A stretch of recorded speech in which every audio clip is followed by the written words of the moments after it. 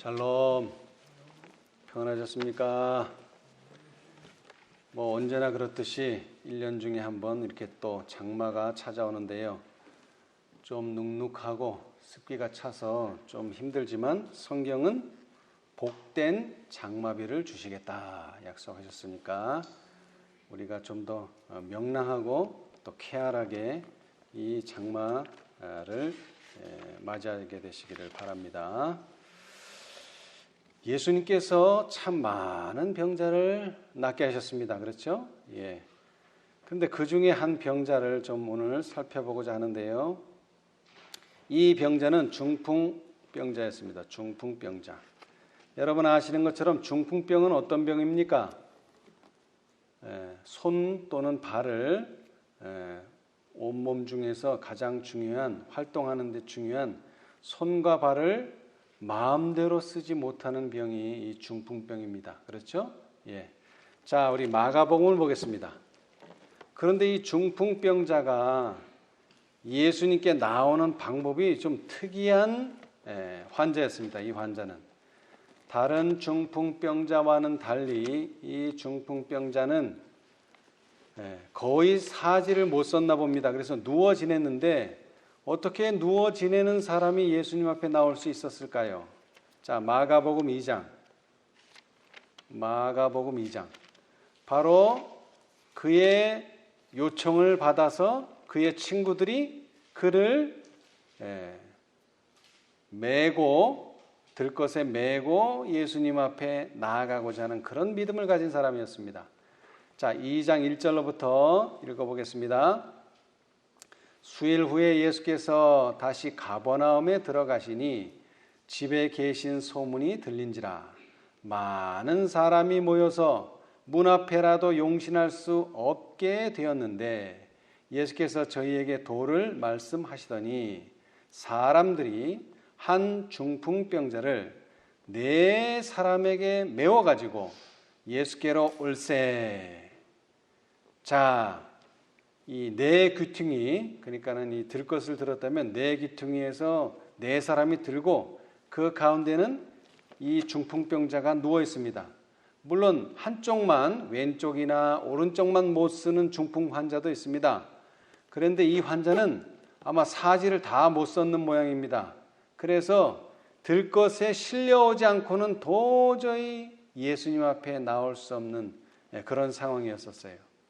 자, 그런데 이때 당시에 중풍병자뿐만 아니라 각색 병든 자들이 예수님께로 와서 낫고자 하기 때문에 너무나 많은 사람들이 운집해 있었어요. 4절, 무리를 인하여 예수께 데려갈 수 없으므로 그 계신 곳에 무엇을 뜯어요? 지붕을 뜯어 뭐를 내고요? 구멍을 내고 중풍병자의 누운상을 달아내리니. 여러분 이거 자기 집 뜯는 겁니까? 지금 자기 집? 이거 남의 집이에요. 남의 집. 그리고 뚫고 내려갔는데 나을지 안 나을지 알아요? 몰라요? 모르죠. 그런데 지금 모험을 하고 있는 겁니다. 모험. 그것도 남의 집을, 지붕을 뜯고 구멍을 내서 중풍병자를 예수님 앞으로 내려 보냈어요. 이거 대단한 믿음입니다. 진짜 이거. 5절, 예수께서 저희의 믿음을 보시고. 아멘. 여러분, 믿음은요 마음속에 있는 겁니다. 사람이 믿는지 안 믿는지는, 또 불신하는지는 마음에 있는 거예요. 그런데 그 마음에 있는 것이 어떻게 됩니까? 믿음을 가지면, 또는 불신을 가지면 뭐로 나타나요? 행동으로 분명히 나타납니다. 우리는 그것을 열매라 이렇게 표현해요. 열매. 예. 자, 그런데 이 사람의 믿음은 정말 대단한 겁니다. 이거 안 되나 보다 하고서 그냥 돌아가질 않았어요. 이 사람이 어떻게 했다고요? 그 믿음을 행사하기 위해서 남의 집 지붕을 뜯었어요. 왜? 자기가 일어나면 그거 고쳐주면 돼요. 그렇죠? 구멍을 냈어요. 그것도 고쳐주면 돼요. 예수께서 저희의 믿음을 보시고 중풍병자에게 이르시되 소자야. 뭐라고 말씀하셨을까요? 보통 때 같으면 내가 나았느니라 이렇게 표현하셨을 텐데 여기는 그런 말씀이 없어요. 뭡니까? 내 죄사함을 받았느니라. 아멘. 여러분, 예수님께서는 이 환자가 왜 중풍병이 걸렸는지를 알고 계셨습니다. 그 원인이 뭐예요? 바로 그의 죄 때문이라는 것이죠. 그래서 그의 육체가 회복되기 전에 뭐부터요? 그의 죄가 해결돼야지만 되었던 것입니다. 그런데 이렇게 내 죄사함을 받았느니라 라고 말했을 때에 어떤 서기관들이 거기 앉아서 마음에 의논하기를 이 사람이 어찌 이렇게 말하는가 참남하도다. 오직 하나님 한 분 외에는 누가 능히 죄를 사하겠느냐. 저희가 속으로 이렇게 의논하는 줄을 예수께서 곧 중심에 아시고 이르시되 어찌하여 이것을 마음에 의논하느냐.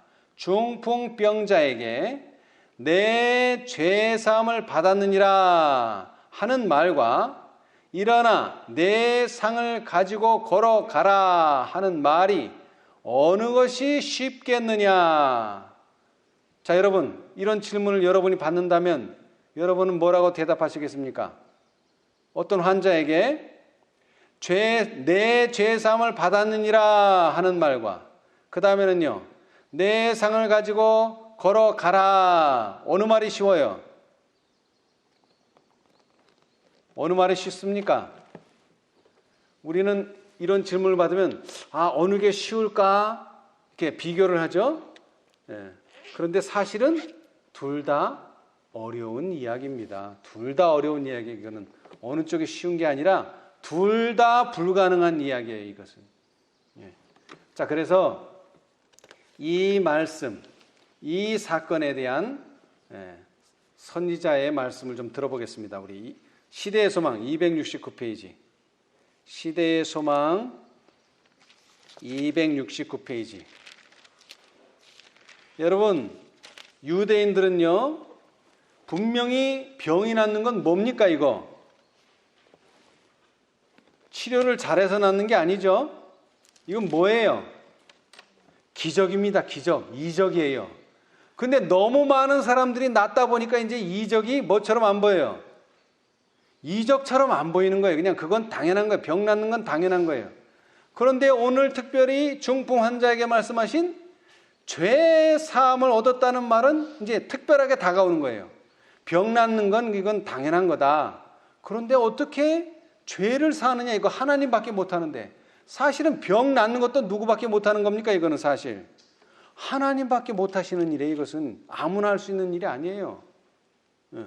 그런데 여태까지 너무나 많은 사람들이 병이 고쳐지는 것을 보고 이제 그것은 당연하게 받아들이게 됐어요. 그런데 오늘 처음으로 내 죄사함을 받았느니라 이 말을 들으니까 이건 하나님밖에 못하는데 하고 의문이 생긴 겁니다. 자, 우리 269페이지 시대의 소망 269페이지 그 썩어가는 육체에 자, 우리 270이라고 쓴 그 바로 위에 있죠? 그 썩어가는 육체에 여러분 썩어간다는 말이 뭡니까? 썩어간다. 죽음 직전에 있는 상태죠. 그렇죠? 네, 죽음 직전. 그 썩어가는 육체의 건강을 회복시키는 일은 어떤 능력이라고요? 창조의 능력 못지않은 능력을 요구하였다. 그럼 이거 사람이 할 수 있습니까? 사단이 할 수 있습니까? 천사가 할 수 있습니까? 아니요. 창조주 하나님만 할 수 있는 일입니다. 땅의 흙으로 만든 사람에게 말씀으로 생명을 주신 그 같은 음성이 죽어가는 중풍병자에게 생명을 선언하셨다. 그리고 육체에 생명을 주신 그 같은 능력이 뭐를 또 새롭게 한다고요? 마음을 새롭게 하였다. 창조시에 말씀하심에 이루었으며 명하심에 견고히 서게 하신 그분께서 허물과 죄악으로 죽었던 영혼에게 생명을 말씀하셨다. 육체를 고치신 것은 마음을 새롭게 하신 능력의 뭐였다? 증거였다. 예. 여러분, 육체가 고쳐지려면요, 뭐부터 고쳐져야 돼요? 마음이 고쳐져야 돼요. 마음이 새롭게 되지 않으면 육체는 고쳐지지 않습니다.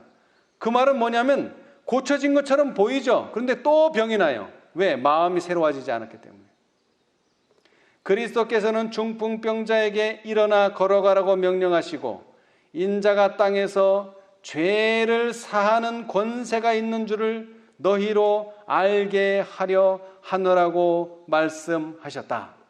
중풍병자는 그리스도 안에서 심령과 육체를 모두 고치시는 능력을 발견하였다.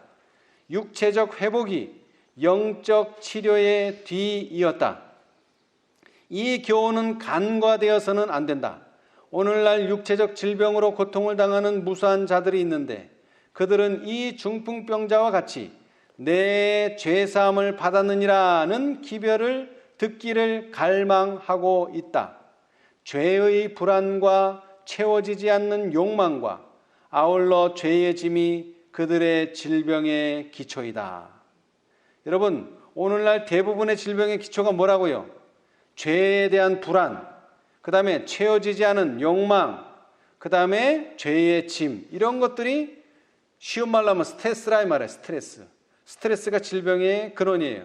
그러면 어떻게 이 사람들이 이런 영적인 치료, 육체적인 치료를 받을 수 있을까요? 죄의 문제가 해결돼야 된다는 것입니다. 그들은 심령의 치료자 앞에 나오기 전에는 위안을 찾을 수 없다.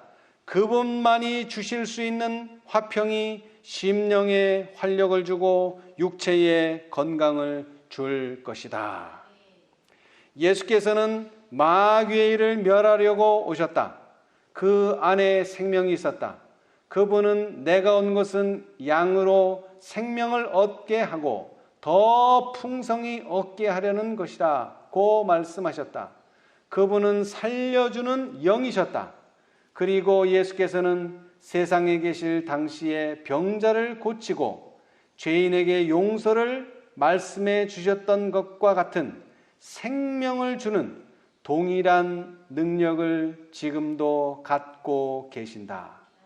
저가 내 모든 죄악을 사하시며 내 모든 병을 고치신다. 아멘. 자, 그래서 두 문단을 지나가서요, 271페이지. 아무리 악하고 뿌리가 깊은 신체의 질병이라도 그리스도의 능력에 의해 고침을 받았다. 그러나 영혼의 질병은 빛에 대하여 눈을 감은 자들을 더욱 강렬하게 사로잡았다. 문둥병과 중풍병은 완고와 불신만큼 두렵지는 않았다. 아멘. 자, 여러분, 38년 된 중풍 환자도 나왔어요. 안진뱅이도 나왔어요. 그 다음에 오늘 보시는 중풍에 걸려서 전혀 일어날 수 없는, 누워있는, 그래서 네 사람이 그를 데리고 와야 될 그런 중한 육체가 썩어가고 있는 사람도 나았어요. 그런데 어떤 사람은 나을 수 없습니까? 완고와 불신 가운데 있는 사람들은 나을 수가 없습니다. 이것이 가장 우리가 눈여겨봐야 될 문제예요. 여기 다시 읽어드리지만 아무리 악하고 뿌리가 깊은 신체의 질병이라도 어떻게 됐다고요?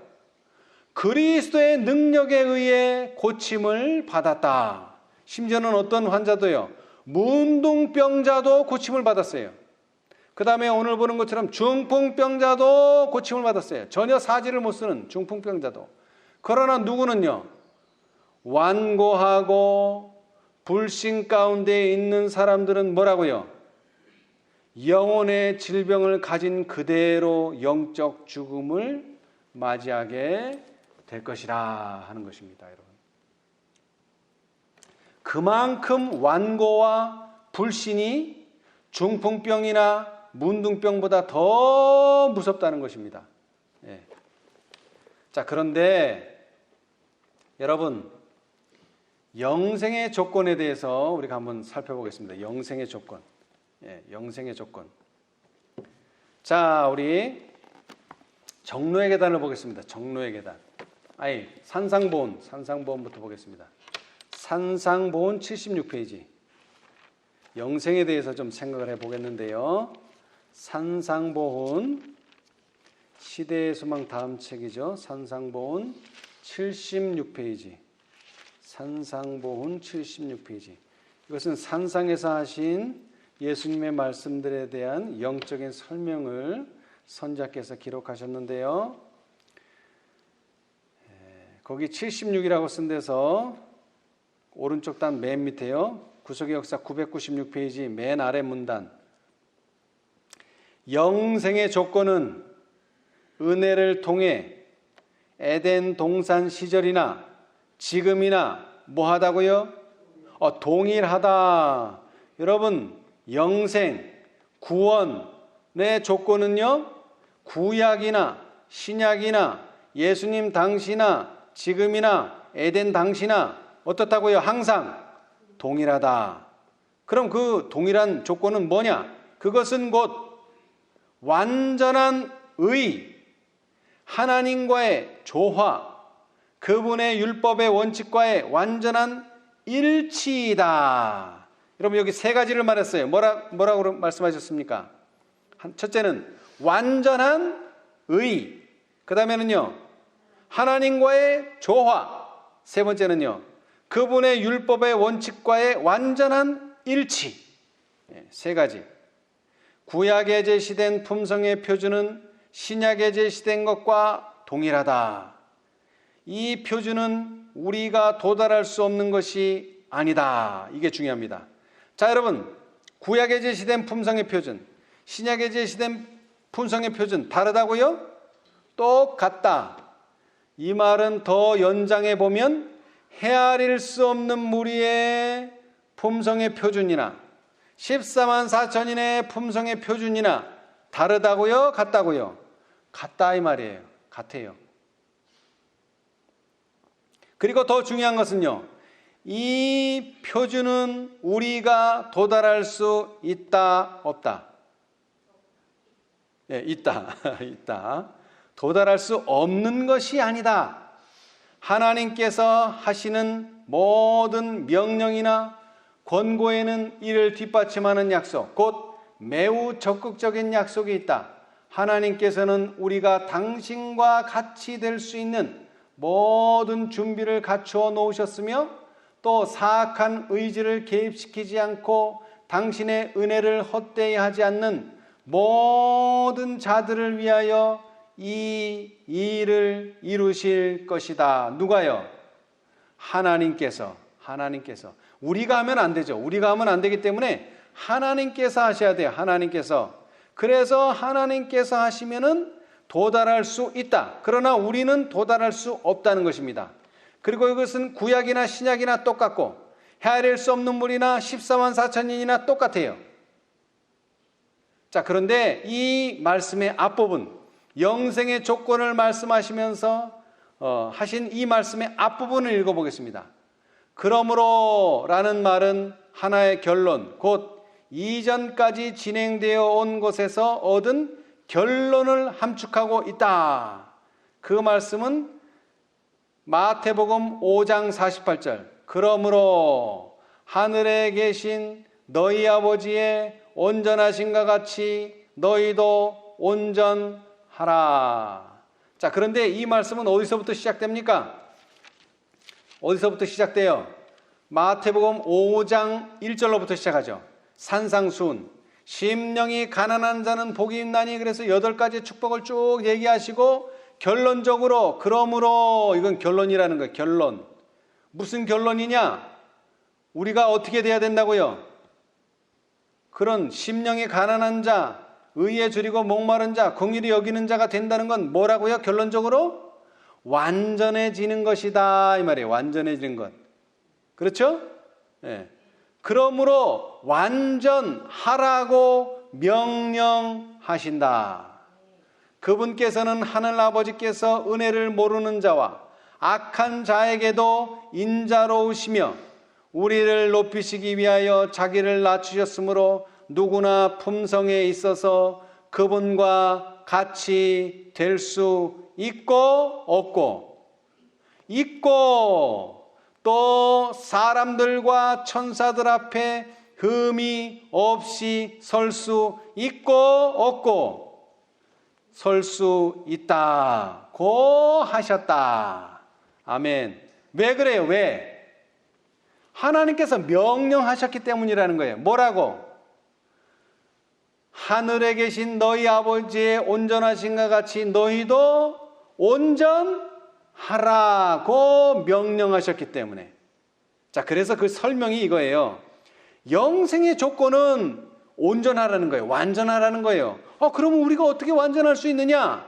하나님께서 하시는 모든 명령이나 권고에는 이를 뒷받침하는 약속, 곧 매우 적극적인 약속이 있다. 그러니까 명령은 뭐라는 거예요? 약속이라는 거죠. 그래서 하나님께서 이루어 주실 수 있다는 거예요. 그렇죠? 자, 우리 이제 정로의 계단. 이와 똑같은 말씀이 정로의 계단에도 있습니다. 자, 62페이지. 정로의 계단 62페이지. 정로의 계단 62페이지. 여기도 똑같은 말씀이에요.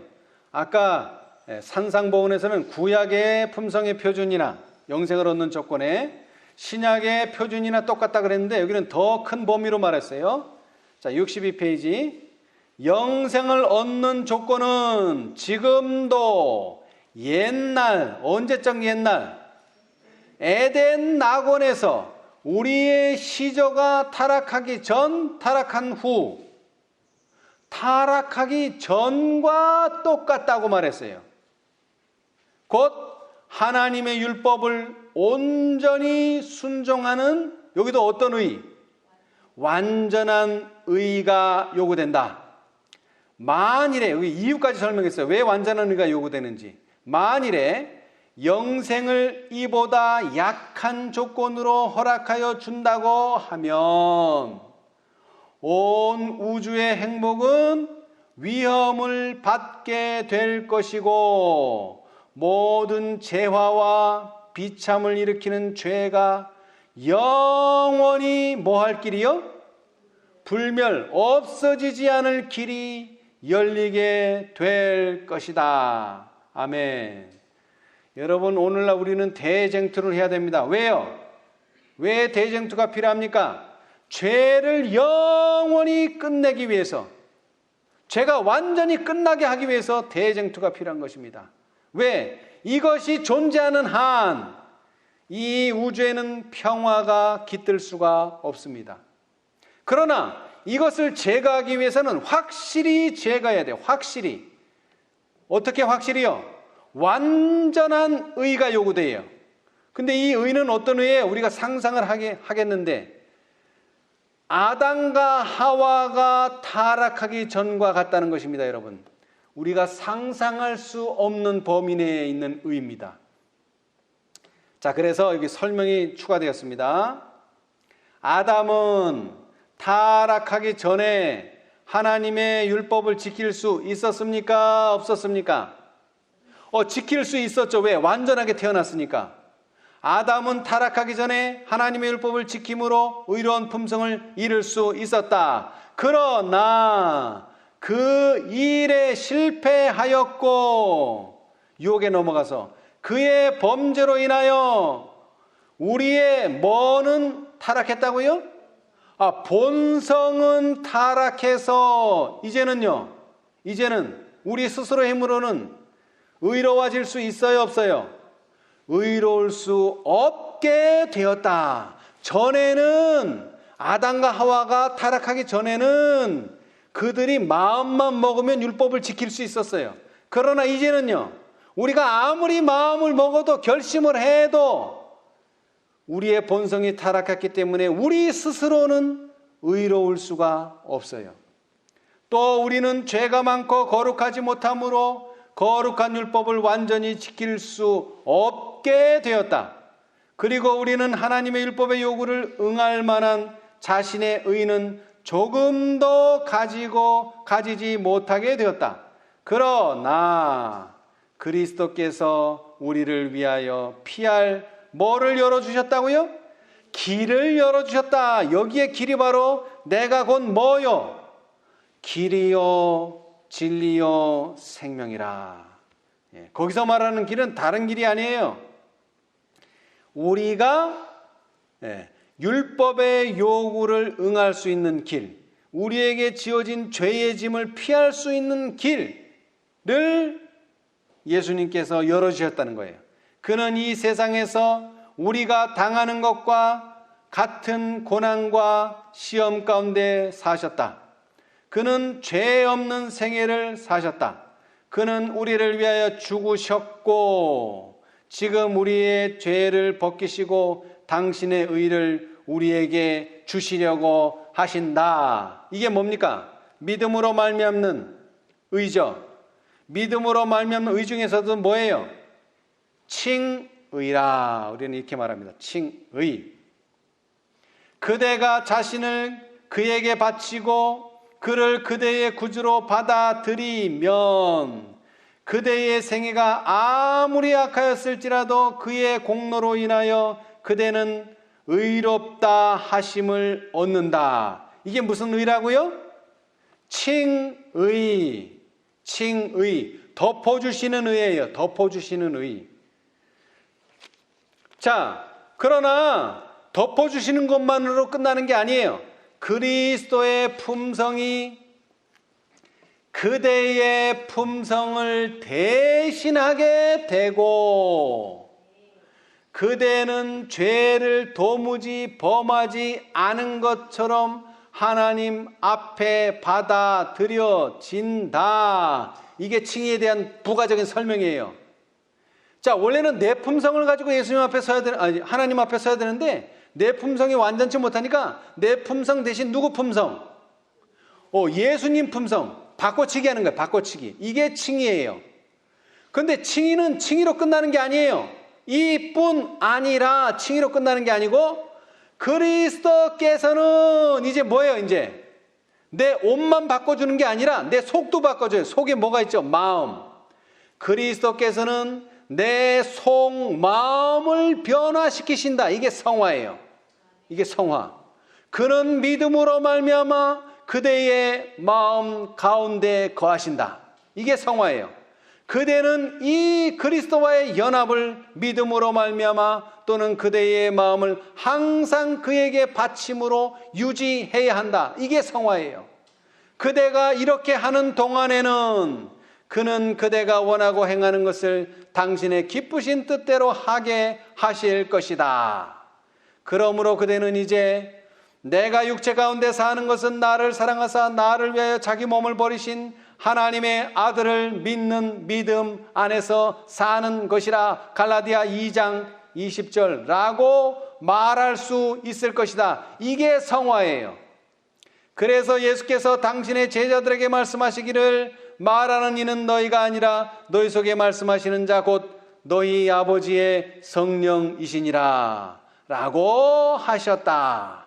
그리하여 그리스도께서 그대의 마음 가운데에서 역사하시면 그대는 같은 정신을 나타낼 것이며 또한 같은 행실, 의와 순종의 행실을 행할 것이다. 아멘. 예. 여러분, 이게 무슨 조건이라고요? 영생을 얻는 조건입니다. 여러분, 영생을 얻는 조건. 그렇죠? 앞에서 영생을 얻는 조건을 지금 계속 읽어오니까 여기까지 온 거예요. 예. 처음에는 칭의를 주시고 그 다음에는요 성화를 주시고 다음에는요 온전함을 주십니다. 여러분. 자, 그래서 우리가 여태까지 늦은 비에 대해서 좀 살펴봤는데요. 여러 시간 동안 인침을 받는 조건이 늦은 비를 받는 조건이요. 또 늦은 비를 받는 조건, 인침을 받는 조건이 또 무슨 조건이에요? 영생의 조건이에요. 그 세 가지가 다른 것이 아닙니다. 영생을 얻게 되면 늦은 비를 받게 되고, 늦은 비를 받게 되면 인침을 받게 되고, 인침을 받게 되면 늦은 비를 받게 돼요. 다 똑같은 조건이에요. 왜? 교회 증언 5권 214페이지. 우리의 품성에 하나의 점이나 흠이라도 있는 동안에는 우리들 중 아무도 하나님의 인을 받지 못할 것이다. 그러면 어떻게 된다는 거예요? 품성이 완전해야 된다는 거예요. 하나의 흠이나 점도 없어야 돼요. 그게 또 영생을 얻는 조건 아닙니까? 네, 맞죠? 우리의 품성에 있는 결함들을 고치고 심령의 전에서 모든 불교를 정결케 하는 일이 우리에게 맡겨져 있다. 그것들이 고쳐지고 정결케 될 때 오순절날 제자들에게 이른 비가 내렸던 것처럼 늦은 비가 우리에게 내릴 것이다. 아멘. 인침받는 조건, 늦은 비 받는 조건, 영생 얻는 조건 다 똑같습니다. 뭐예요? 품성이 완전해져야 돼요. 품성이요. 자, 그런데 제가 지난 시간에도 읽어드렸지만 제7일 안식일 예수 재림교회는 무슨 저울로 달려질 것이다? 무슨 저울? 성소의 저울로 달려질 것이다. 이 말씀은 성경 어디에서도 읽어볼 수 없는 이 증언의 말씀에서만 나오는 말씀이에요. 근데 왜 화이 선자는 성소의 저울이라고 표현하셨을까? 오늘 그것에 대한 설명을 좀 드리고자 합니다. 그 교회는 받은 바 특권과 이점에 의하여 판정을 받을 것이다. 만일 그 교회의 영적 경험이 그리스도께서 무한한 대가로 그에게 준 특권에 일치하지 못한다면, 받은 바 축복이 그에게 위탁된 사업을 수행할 자격을 그에게 갖추어 주지 못했다면 부족함이 배었다는 선고가 그에게 내릴 것이다. 주어진 빚과 받은 바 기회에 의하여 그는 판정을 받게 될 것이다. 아멘. 그런데 왜 하필 성소의 저울이냐 이거예요. 왜 하필? 예. 자, 여기 초기문집을 보겠습니다. 초기문집 67페이지. 초기문집 67페이지. 오늘 성소의 저울에 대해서 좀 살펴보겠습니다. 초기문집 67페이지.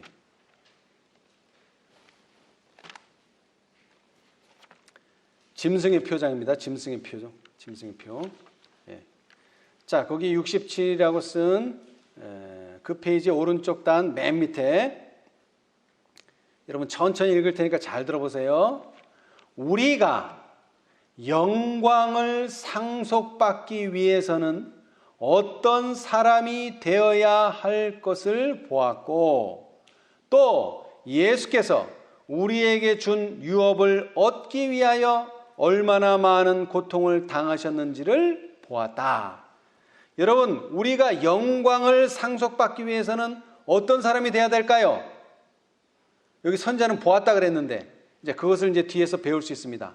나는 그리스도의 고난으로 침례를 받고 예수님의 빈곤과 고난을 통해 우리를 풍성하게 하시기 위하여 그분이 고난 겪으신 것들을 알므로써 시련에 부딪혀도 움츠러들지 아니하고 인내와 기쁨으로 그것들을 견디어낼 수 있도록 해달라고 기도했다. 자신을 부인하라. 그리고 빨리 서두르라 하고 천사가 말했다. 우리들 중에 어떤 이들은 진리를 받아들이고 한 계단씩 앞으로 나아가는 중에 있다. 우리가 지나온 매 단계는 다음 단계를 맞이하는 데 힘이 되어 왔다. 그러나 지금은 시간이 거의 끝나가고 있다.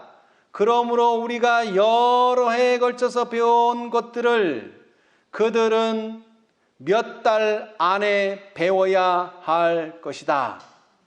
그들 역시 배워야 할 것이 많고, 어떻게 배워야 할 것도 많이 있다고요? 다시 배워야 할 것도 많이 있다. 도대체 뭐를 다시 배워야 할까요? 뭐를? 영이 내릴 때, 명령이 내릴 때 지상에 짐승과 그의 우상의 표를 받지 않으려는 자들은 지금 뭐라고 말할 수 있어야 됩니까? 아니요, 우리는 짐승의 가르침을 따르지 않겠소 라고 말하겠다는 결심이 되어 있어야 한다. 지금 영이 안 내렸어요. 예. 그러나 지금도 뭐 할 수 있어야 돼요? 아니요라고 말할 수 있어야 된다는 거예요. 지금도. 예. 그런데 그렇게 되려면은 어떻게 된다고요? 다시 배워야 할 것도 많이 있다는 거예요. 그럼 뭘 다시 배워야 된다는 건가? 자, 256페이지. 초기 문집 256페이지. 같은 책에서 이것을 설명해 주고 있어요. 뭘 다시 배워야 되는가? 뭐를? 자, 셋째 천사의 기별. 제가 자주 언급하는 내용입니다. 자, 거기 오른쪽 단 위에서 두 번째, 셋째 천사의 기별을 받아들인 자들 중 많은 사람들이 그 전에 전했던 두 천사의 기별을 체험했다, 못했다? 체험하지 못하였다. 그럼 뭘 다시 배워야 될까요? 뭐를 다시 배워야 되겠어요? 그 전에 전했던 두 천사의 기별을 다시 배워야죠. 예, 바로 그겁니다. 사단은 그것을 알고 그의 악한 눈을 그들에게 돌려 저들을 넘어뜨리려 하였다. 그러나 셋째 천사는 저들을 지성소로 향하게 하였으며 과거의 기별들의 경험을 가진 자들은 그들에게 하늘 성소의 길을 가리켜 주었다. 많은 사람들이 세 천사의 기별 가운데 있는 완전한 진리의 연결을 보고 그 순서대로 즐거이 받아들여 믿음으로 예수님을 따라 하늘 성소로 들어갔다. 이 기별들은 하나님의 백성들에게 닻이 된다고 하였다. 이 기별들을 이해하고 받아들인 자들은 사단의 수많은 미혹에 빠지는 일이 없을 것이다. 영이 내릴 때 지금 준비한 자들, 세 천사의 기별로 지금 준비한 자들은 지금 내리지 않았지만 앞으로 영이 내릴 때에 짐승과 그의 우상에게 우상의 표를 받으라고 말할 때 안 받을 수 있게 된다 이 말이에요. 예. 자, 그런데 이렇게 셋째 천사의 기별은 받아들였지만 전에 전했던 두 천사의 기별을 경험하지 못한 사람들을 위해서 하나님께서 뭘 준비하셨습니까? 뭐를 준비하셨어요? 277페이지. 조금 더 넘겨서 277페이지.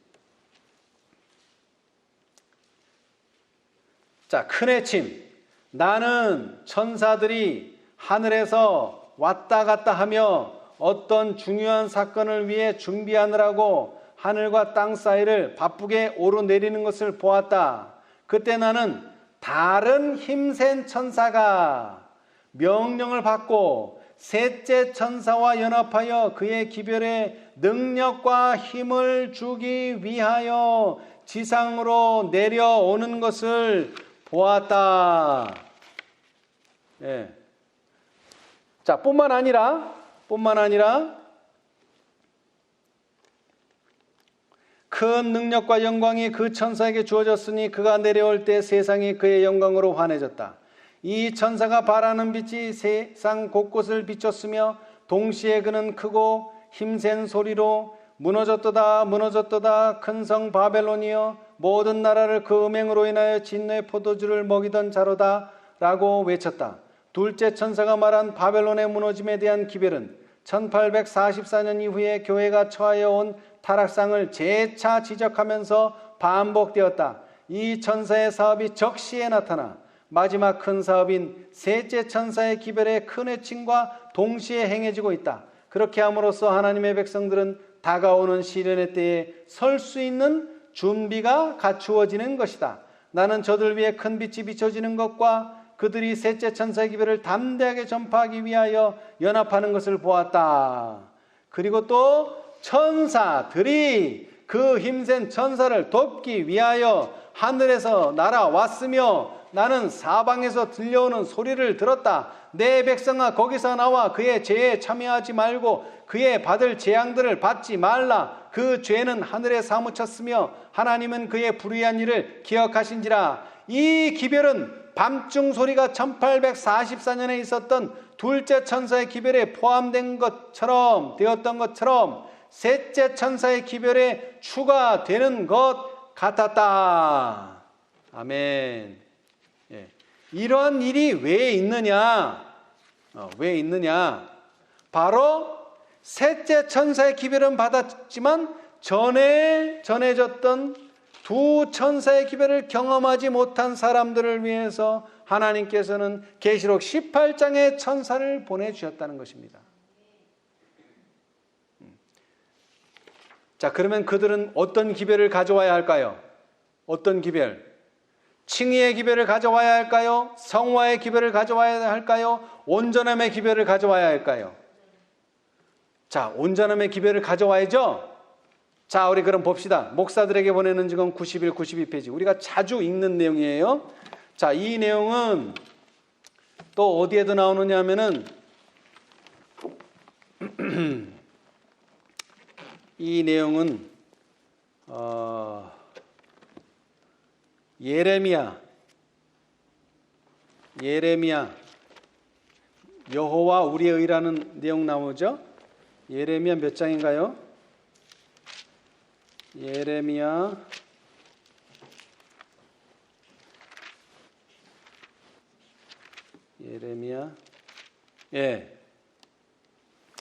23장 5절로 6절의 주석, 그리스도의 의를 받으라는 초청. 자, 다 찾으셨죠? 주님께서는 크신 자비를 베푸셔서 와그너와 존스 목사를 통해 그분의 백성들에게 지극히 소중한 기별을 보내셨다. 자, 와그너 존스를 통해서 뭘 보내셨다고요? 지극히 소중한 기별을 보내셨어요. 자, 우리가 생각하는 대로, 우리가 예상하는 대로 온전함의 기별이 와야 됩니다. 이 기별은 들리움을 받으신 구주, 온 세상의 죄들을 위한 희생 제물에 관한 소식을 세상을 향해 더욱 분명하게 드러낼 것이다. 그것은 보증물을 믿음으로 말미암는 온전함을 제시하였다? 아니요. 보증물을 믿음으로 말미암는 칭의를 제시하였다. 아멘. 여기서부터 이제 예상이 빗나가는 거예요. 왜 1888년에 그렇게 많은 대총의 지도자들이 와그너 존스 기별을 거절했어요? 자기들은 온전함이 올 줄 알았는데, 온전함의 기별이 올 줄 알았는데 뭐가 왔다고요? 칭의. 여러분, 칭의의 기별은요, 아까 성소 저울이라고 말했는데 성소 저울 중에서 첫 번째 저울입니다. 번제단의 경험이에요. 번제단의 경험. 예수 믿는 자들, 천주교에 있든지 개신교에 있든지 성경을 읽는 자들은 다 칭의의 경험을 합니다. 첫 번째 경험이기도 해요. 그런데 그 경험을 제7일 안식일 예수 재림 교인들, 새 천사의 기별을 이해하고 있는 사람들에게 다시 준 거예요. 그러니까 사람들이 뭐라고 얘기할 수 있어요? 그거 나 다 안다. 자, 그런데 좀 더 읽어봅시다. 그것은 백성들에게 그리스도의 의를 받아들이도록 초청했는데 그것은 하나님의 모든 계명에 대한 순종으로 나타난다. 이것은 무슨 의예요 또? 이것은 성화입니다. 성화. 예. 많은 사람들은 예수님을 시야에서 잃어버렸다. 자, 그 다음은 나와 있지 않는데 그 다음을 제가 더 읽어보겠습니다. 그들은 그분의 거룩한 인격, 공로, 인간의 가족들에게 행하신 변함없는 사랑을 주목할 필요가 있었다. 모든 권세가 그분께 주어졌으므로 그분은 인간들에게 풍성한 은사를 나눠주시며 값으로 헤아릴 수 없는 그분 자신의 의를 속절없는 인간 대리자들에게 나누어 주신다. 이것이야말로 하나님께서 세상에 전파하도록 명하신 기별이다. 이것은 셋째 천사의 기별이며 이 기별은 큰 소리로 전파되고 크나큰 성령의 부어주심이 수반될 것이다. 아멘. 여러분, 다시 말하자면요, 표면적으로는 이것은 보증물을 믿음으로 말미암는 칭의라고 화이선제는 분명히 말했어요. 이것은 칭의의 기별이에요. 근데 이것은 루터가 말하는 그런 칭의의 기별하고는 차원이 달라요. 왜? 이 속에는 또 뭐가 있어요? 하나님의 모든 계명에 대한 순종으로 나타난다. 이 기별 속에는 성화가 또 들었어요. 그 다음에 이걸로 끝나는 게 아니에요. 이 기별을 받아들인 자는 결국 뭐를 받게 된다고요? 늦은 비를 받게 되어 온전한 자들, 죄 없이 함을 받은 자들만이 받을 수 있는 늦은 비를 받을 수 있다는 말은 그들이 온전함에 이를 수 있다는 것입니다. 이 기별을 받아들일 때. 다시 말하면 세 가지가 다 들었어요. 그것이 바로 성소의 저울입니다. 제가 지난 시간에 말했죠? 대속죄일 날 속죄를 해야 될 게 5가지가 있어요. 첫 번째 뭡니까? 자, 우리 성경을 한번 봅시다. 레위기 16장. 대속죄일 날 속죄를 해야 되는데 무려 5가지를 속죄를 해야 돼요. 레위기 16장 33절. 레위기 16장 33절. 5가지예요. 5가지. 자, 33절. 첫째, 지성소를 위하여 속죄하며. 뭐를 위하여 속죄한다고요? 지성소. 첫째 지성소. 그 다음 두 번째, 회막과 단을 위하여 속죄하고. 회막, 단. 두 번째, 세 번째. 다시 말하면 성소의 지성소, 성소의 회막, 성소의 단, 번제단의 경험, 성소의 경험, 지성소의 경험, 이 모든 것이 속죄라는 것입니다. 이 경험이 돼야 돼요. 그것이 바로 성소의 저울로 제7일 안식일 예수 재림교회는 달려야 된다는 거예요. 무슨 경험을 해야 된다고요? 번제단의 경험을 해야 돼요. 그 다음에는 성소의 경험을 해야 돼요. 그 다음에 더 나아가서요, 온전함, 지성소의 경험도 해야 됩니다. 그런데 그 첫 번째 단계가 칭의예요. 와그너와 종스는 그 칭의의 기별을 가져왔어요. 그러나 이것은 칭의로 끝나는 기별이 아니에요. 뭐로 가는 기별이에요? 하나님의 모든 계명에 대한 순종으로 나타나는 기별일 뿐만 아니라 성령의 부어주심이 수반될 기별입니다. 온전함에까지 이르러야 돼요. 그래서 결국 제사장들과 백성의 회중들이 다 속죄를 입어야 돼요. 그 기별이 주어졌다는 거예요. 자, 그런데 예수님 당시에도 똑같은 기별이 침례 요한에게 주어졌어요. 어떤 기별이 주어졌어요? 요한복음 1장 29절. 이튿날 요한이 예수께서 자기에게 나오심을 보고 가로되, 보라, 뭐라고요? 세상 죄를 지고 가는 하나님의 어린 양 이로다. 그러니까는 침례 요한도 어떤 예수를 가르쳐줬어요? 칭의를 주시는 예수님. 그들의 죄를 짊어간다는 거예요. 그래서 그들에게 의의 옷을 입혀준다는 거예요. 의롭지는 않지만 의롭다고 불러주시는 거예요. 그러나 그것으로 끝나는 게 아니죠. 그들에게 예수님의 품성을 나누어 주세요. 그 다음에 그들이 온전함에 이를 수 있도록 도와주세요. 예. 자, 그래서 믿음과 행함 15페이지에 이런 말씀이 있습니다. 이게 정확히 어디에 있는지는 모르겠어요. 믿음과 행함만 제가 적어놨는데, 한 계층의 사람들은 믿음으로 말미암는 칭의의 교리를 곡해하여 너희가 나를 사랑하면 나의 계명을 지키리라고 하나님의 말씀에 밝혀진 조건과 일치되기를 등한히 한다. 여러분, 나의 계명을 지키라는 것은 칭의의 기별이에요? 성화의 기별이에요? 온전함의 기별이에요? 성화의 기별이에요. 그런데 와그너와 존스가 전한 건 그냥 칭의만 말하는 것이 아니라는 거예요. 그래서 여기서 화이트분이 강조하는 건 어떤 한 계층의 사람들은 믿음으로 말미암는 칭의의 교리를 뭐 했다고요? 곡해했다는 거예요. 곡해. 그러니까 우리가 의로워지면 됐지 뭐를 순종할 필요가 있냐? 그거는 믿음으로 말미암는 칭의를 잘못 이해하고 있다는 거예요.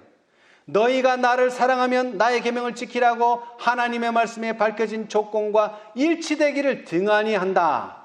그런가 하면 반대로 하나님의 계명들을 믿고 순종하노라고 주장하면서도 그들에게 새로운 빛, 갈바리의 십자가에서 비친 귀중한 빛의 광선들과 반대되는 위치에 스스로를 두는 자들 측에도 충분하게 동일한 큰 오류가 있다. 이게 무슨 말이에요? 문장이 상당히 긴데, 여러분, 갈바리의 십자가에서 비치는 빛이 뭐예요? 칭의의 빛이에요. 다른 거 아니에요. 무엇을 지켜서 우리가 의로워지는 게 아니에요. 그리스도의 십자가를 받아들이고 십자가를 쳐다본 순간 우리가 어떻게 돼요? 의로워져요. 그게 칭의예요. 이걸 또 무시하는 사람이 있고, 그 다음에 반면에 성화의 기별을 칭의의 기별과 연결짓지 않는 사람, 그것도 칭의의 기별을 곡해하는 사람들이에요. 먼저 뿌리의 사람들은 하나님의 말씀을 순종하는 모든 자들을 위한 놀라운 것들을 하나님의 율법 안에서 보지 못한다. 나중 부류의 사람들은 사소한 것에 집착하여 더 중요한 것, 곧 하나님의 자비와 사랑을 등한히 한다. 아멘. 여러분, 저도 롯데 빌딩 그거 그냥 그림으로만 봤어요. 그거 몇 층짜리인지 아세요? 롯데 빌딩? 120층이에요. 120층. 그런데 여러분, 그 높은 빌딩을 세우려면 1층이 2층보다가 넓어야 됩니까? 좁아야 됩니까? 쉽게 예를 들어서 아래가 커야 돼요? 위가 커야 돼요? 아래가 커야 돼요, 여러분. 아래가. 위가 크면 그거 무너집니다. 역삼각형이 돼서. 다시 말하자면 모든 사람들이 첫째 기별을 너무 등한히 해왔다 이거예요. 사실은 뭐가 중요한데요? 첫째 천사의 기별이 제일 중요합니다. 성소의 번제단의 기념이 제일 중요해요. 그거 없이는 성화 없고 그거 없이는 성화 없이는 또 온전함도 없어요. 근데 많은 사람들이 온전해지기는 원하는데 칭의의 기별은 우습게 여긴다 이 말이에요. 예.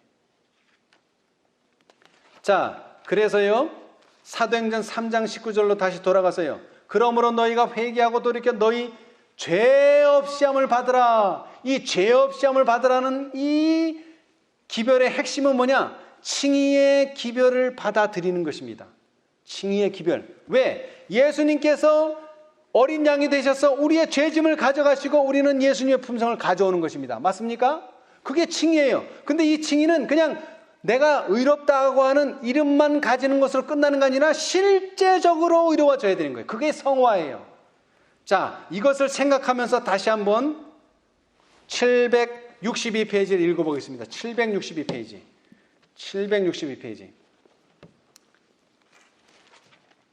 자, 시대의 소망 762페이지. 여러분, 오늘날 우리가 배우는 교훈은요, 성소진리입니다. 그런데 이 성소진리는 3단계로 되어 있습니다. 그런데 오늘 우리가 배우는 진리는 이 진리 속에 3단계가 다 들어있습니다. 한번 보세요. 자, 762페이지. 762페이지. 율법은 의, 즉 의로운 생애, 완전한 품성을 요구한다. 이거 무슨 단계예요? 지성소의 단계예요. 그렇죠? 완전한 품성. 맞습니까? 네. 하지만 인류는 그 요구에 미칠 수 없다. 인류는 하나님의 거룩한 율법의 요구를 충족시킬 수 없다. 여러분, 법궤가 어디 들어있어요? 번제단에 있어요? 성소에 있어요? 지성소에 있어요? 지성소에 있습니다. 완전한 의, 완전한 품성은 지성소에서만 나타납니다. 자, 그런데 그렇게 되기 전에 어떻게 되는가 봅시다. 그러나 그리스도께서 인간으로서 지상에 오셔서 거룩한 생애를 사시고 완전한 품성을 개발시키셨다. 그리스도께서는 그것을 받고자 하는 모든 자들에게 뭐로 주신다? 값없이 선물로 주신다. 이게 뭐라고요? 이게 바로 칭의라는 것입니다. 선물로 받는 게 칭의예요. 자, 그런데 이건 칭의로 끝나는 게 아니에요. 그분의 생명은 사람들의 생명을 대신하신다. 그리하여 그들은 하나님의 관용을 통하여 과거의 죄를 용서받는다. 이게 뭐라고요? 칭의입니다. 죄 용서가 칭의예요. 칭의가 죄의 용서예요. 제가 다른 예언의 신도 있는데 그건 인용하지 않겠습니다. 자, 그런데 이 칭의는 이것으로 끝나는 게 아니에요. 뿐만 아니라 더해지는 게 있어요. 그리스도께서는 하나님의 속성을 사람들에게 뭐 하신다고요? 불어넣으신다. 그분은 인간의 품성을 거룩하신 하나님의 품성을 따라 형성하여, 그럼 뭐 되는 거예요? 이게 성화되는 거예요. 성화. 예. 그 다음에 이 성화가 계속 발전돼서 열매 맺을 단계까지 되면 영적 힘과 아름다움을 지닌 훌륭한 건물이 완성되게 되는, 완성이라는 말을 넣으면 좋아요. 완성되게 하신다. 그럼 뭐 되는 거예요? 이제 온전함에 이르는 거죠. 그렇죠? 그럼 여러분, 여기에도 세 단계가 다 들어있어요. 그리하여 바로 이 율법의 의가 그리스도를 믿는 자에게서 뭐 된다? 성취된다 하는 것입니다, 여러분. 예. 자, 다시 한번 읽어드리지만 영생의 조건도 똑같습니다. 영생의 조건. 자, 영생을 얻는 조건은 지금도 옛날 에덴 낙원에서 우리의 시조가 타락하기 전과 똑같으니 곧 하나님의 율법을 온전히 순종하는 무슨 의요? 완전한 의가 요구된다. 어디에 있는? 지성소에 있는 법궤에 있는 그 율법에 대한 완전한 순종이 요구된다. 이것은 완전한 의입니다. 그런데 이 완전한 의를 위해서 먼저 무슨 일이 있어야 돼요? 예수님께서 먼저 의로운 죄 없는 생애를 사셔야 돼요. 그렇죠? 자, 이것도 계속 읽어드릴게요. 만일 영생을 이보다 약한 조건으로 허락하여 준다고 하면 온 우주의 행복은 위험을 받게 될 것이고 모든 재화와 비참을 일으키는 죄가 영원히 불멸할 길이 열리게 될 것이다. 아담은 타락하기 전에 하나님의 율법을 지킴으로 의로운 생애를 이룰 수 있었다. 그러나 그 일에 실패하였고 그의 범죄로 인하여 우리의 범성은 타락되어서 우리는 스스로 의로울 수 없게 되었다. 또 우리는 죄가 많고 거룩하지 못함으로 거룩한 율법을 완전히 지킬 수 없게 되었다. 그리고 우리는 하나님의 율법의 요구를 응할 만한 자신의 의는 조금도 가지지 못하게 되었다. 그러나 그리스도께서 우리를 위하여 피할 길을 열어주셨다. 그는 이 세상에서 우리가 당하는 것과 같은 고난과 시험 가운데서 사셨다. 그는 죄 없는 생애를 사셨다. 누구를 위하여? 우리를 위하여. 우리에게 그 품성을 나눠주시기 위하여. 그는 우리를 위하여 죽으셨고 지금 그는 우리 죄를 벗기시고 당신의 의를 우리에게 주시려고 하신다. 그대가 자신을 그에게 바치고 그를 그대의 구주로 받아들이면 그대의 생애가 아무리 약하였을지라도 그의 공로로 인하여 그대는 의롭다 하심을 얻는다. 이게 뭐라고요? 칭의입니다. 칭의. 그리스도의 품성이 그대의 품성을 대신하게 되고 그대는 죄를 도무지 범하지 않은 것처럼 하나님 앞에 받아들이는 바가 된다. 이것이 칭의예요. 그런데 이것을 끝나는 것이 아니라 이뿐만 아니라 그리스도께서는 마음을 변화시키신다. 이게 뭐라고요? 성화. 자, 그리고 결국에 가서는 우리의 품성이 예수님의 품성과 하나가 돼서 그의 영광으로 땅이 환하여지는 지경까지 이르게 될 때에 하나님께서 영광을 받으신다 하는 것입니다. 자, 그래서 하나님께서는 인침을 받는 조건, 그 다음에 늦은 비를 받는 조건, 그 다음에 모든 사람이 꿈꾸고 있는 영생을 받는 조건이 서로 다르지가 않다. 그럼 어떻게 받을 수 있느냐? 먼저 칭의를 받아들이고 번제단의 경험을 하고 그 다음에 성소로 들어가서 성화되는 경험을 하고 그 다음에 더 나아가서 지성소의 경험을 하게 될 때 우리는 그러므로 하늘에 계신 너희 아버지 온전하신 것 같이 너희도 온전하라는 말씀의 성취를 보게 될 것입니다. 자, 그런데 이렇게 이 세 가지 조건이 같은데 이 세 가지 조건을 충족하게 하기 위해서 우리는 이제 세 가지 질문을 받게 될 것입니다. 리비언드 헤럴드 1889년 11월 5일자의 말씀입니다. 이 시대의 가장 중요한 질문은 누가 주의 편에 있느냐? 누가 그 천사와 연합하여 세상의 진리의 기별을 전할 것인가? 세 번째, 누가 그 영광으로 온 땅을 환하게 할 빛을 받을 것인가? 이다. 아멘. 여러분, 우리 모두 이 질문에서 바로 그 누가가 되셔서 하나님이 우리에게 주시고자 하시는 놀라운 온전함의 축복, 늦은 비를 받을 수 있는 축복, 인을 받을 수 있는 축복, 영생을 얻을 수 있는 축복 얻게 되시기를 간절히 바라면서 오늘 말씀 마치겠습니다. 감사합니다. 하늘에 계시는 감사하신 저희들의 아버지, 참으로 주님께서 많은 환자들을 고치셨습니다. 그러나 그 중에서도 참 훌륭한 믿음을 가지고 예수님 앞에 나온 여러 사람들이 있었습니다. 특별히 그 중에 중풍 환자로서 자신의 수족을 가눌 길이 없어 친구들의 도움을 받고 들것에 실려온 한 중풍병자가 있었습니다. 그러나 너무나 많이 모인 군중들 때문에 예수님 앞에 나아갈 수 없었을 때에 그는 이제 지붕을 뚫고 그 아래로 침상을 내릴 수 있었습니다. 주님 도와주셔서 우리 있는 모습 그대로 주님께 나아왔사오나 우리가 지붕을 뚫을 수 있다면 지붕을 뚫어서라도 우리 주님 앞으로 나아갈 수 있도록 주님 축복하여 주시옵소서. 우리의 현재 있는 모습 그대로이지만 우리의 믿음은 당신과 우리 사이를 막고 있는 그 지붕까지로도 뚫을 수 있는 믿음이어야 합니다. 주님 도와주셔서 그러한 믿음 가질 수 있게 축복하여 주시옵소서.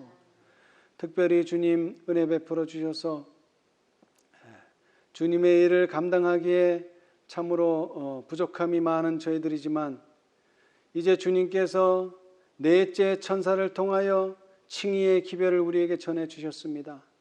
그러나 이것은 단순히 칭의의 기별이 아니라 성화의 기별이며 온전함을 이룰 수 있는 기별이라고 하는 사실을 다시 한번 배울 수 있도록 축복하여 주시옵소서.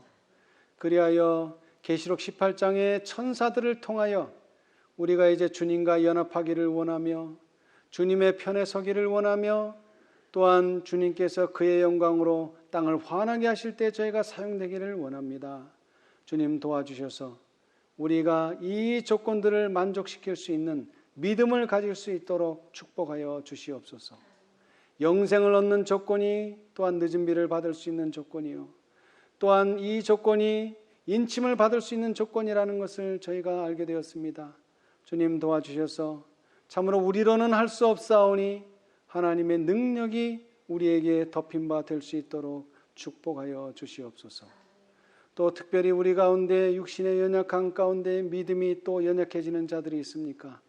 도와주셔서 그들의 마음의 질병을 고쳐주시고 또 그들의 육체의 질병까지라도 강건함을 입을 수 있도록 축복하여 주시옵소서. 이 모든 일에 은혜 베푸심을 감사하며 예수님의 이름으로 기도드리옵나이다. 아멘.